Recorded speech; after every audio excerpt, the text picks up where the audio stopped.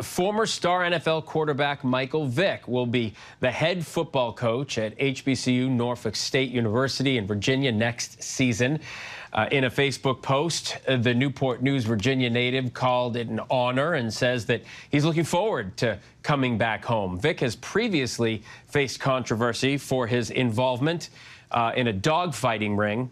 I want to bring in ESPN's Andscape senior sports and culture reporter, Justin Tinsley, for more on this. Justin, good to see you. Thanks for being here. It's hard not to draw parallels between Vick going to NSU and Deion Sanders coaching at another HBCU, Jackson State University. Sanders eventually led that team to a 27-6 record across 3 seasons. Do you think that had anything to do with inspiring Vick to take the job at Norfolk State? And can he have a similar effect? I think this is sort of a copycat hire, and I mean that in a complimentary way. You just mentioned Deion at Jackson State, but even more recently, look at Eddie George at Tennessee State. These guys bring pedigree, they bring eyes, and they bring intrigue. And in college football, that is a holy trinity. Eddie George just led Tennessee State to the FCS playoffs for the first time in 11 years. So if you're Norfolk State, you got to look at it like, wait a minute, this is a hometown guy. We have to do our part to get the infrastructure around him. But if he finds any sort of tangible success, it would be major for a college football program that honestly hasn't seen a ton of it since it entered the Mid-Eastern Athletic Conference in 1997.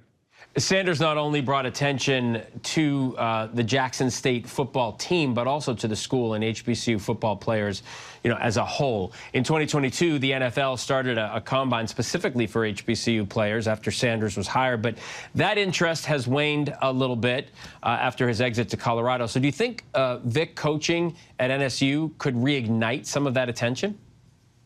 It could, but the most important thing here is he has to be successful at Norfolk State University. So when you look at HBCU football as a whole, it's on fire right now with the intrigue and the storylines. And don't forget the talent. So adding Michael Vick to this environment is just like gasoline on a fire. And again, I mean that in a good way. So think about it like this. Like, Vick is a hometown kid. He's coming back to coach one of the 2 historically black colleges in the 7 cities between Hampton and Norfolk State University. Let's just say he turns that program around. He leads Norfolk State to the Black College National Championship, a.k.a. the Celebration Bowl, which, oh yeah, just happens to be played in Atlanta, the city that drafted him in 2001. Can you imagine if he hoists a trophy in Atlanta? This is one of the most incredible sports stories, given everything that we know about Michael Vick's entire life, just waiting to play out. Well, when you put it like that, I wasn't even thinking about it. You're 2 steps ahead. That would be quite amazing. Travis Hunter won this year's Heisman Trophy. A lot of hype around that. He got his start at Jackson State. Makes him the first former HBCU player to win that highly coveted award.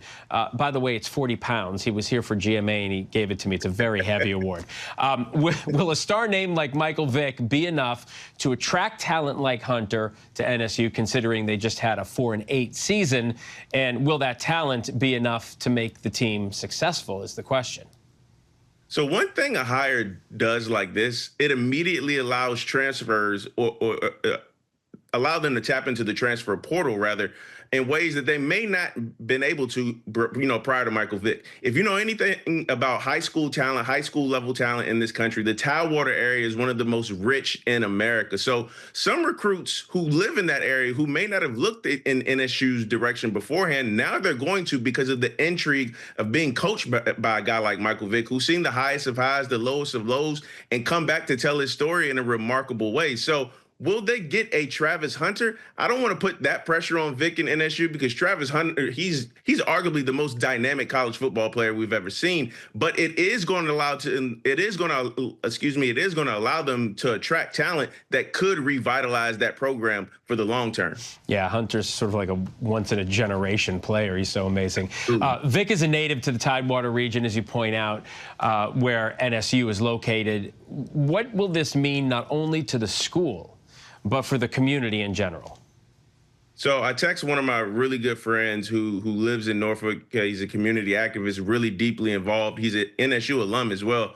I was like, what's the temperature in the 7 cities like right now? He just texted me back one word. He said, it's hysterical. And I believe it. This isn't the type of hire that just doesn't invigorate a campus. It could invigorate an entire community. I'm talking local businesses, the whole nine, because look, what matters here is Vick and NSU being successful, but they are off to a great start, honestly, with one of the more intriguing hires that we've seen in college football in quite some time. It's going to be cool. Very cool. ESPN Andscape senior sports and culture reporter Justin Tinsley, always great to have your perspective. Thank you.